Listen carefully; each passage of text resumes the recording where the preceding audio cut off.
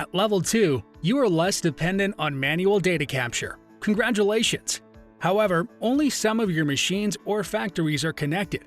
This means you don't get the whole picture. You probably opted for a partial initial rollout so your team could get used to our system and prove its value first.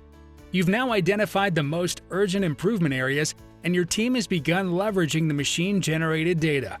Taking action based on real-time data is starting to drive continuous improvements and create business value. Now you want to connect all your machines in a single factory or expand the solution across more factories. When you get to this point, ThingTrax Field Engineers can handle everything for you. Simply let us know which machines you want added and we'll get them up and running in days. Alternatively, now that your machines are connected, perhaps you want to gain real-time labor and health and safety visibility.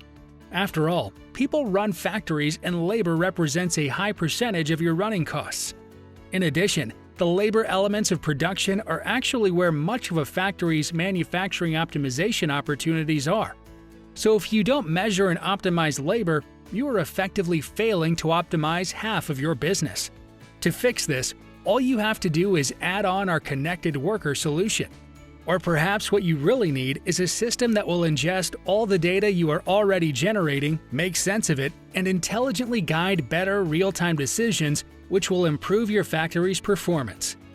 ThingTrax data connectors make it easy to pull all production data from a combination of our devices, as well as other pre-existing technology, into our intelligent manufacturing optimization platform.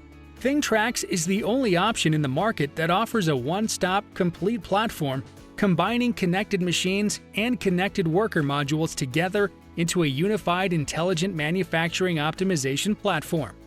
Start your intelligent manufacturing upgrade by contacting our team today.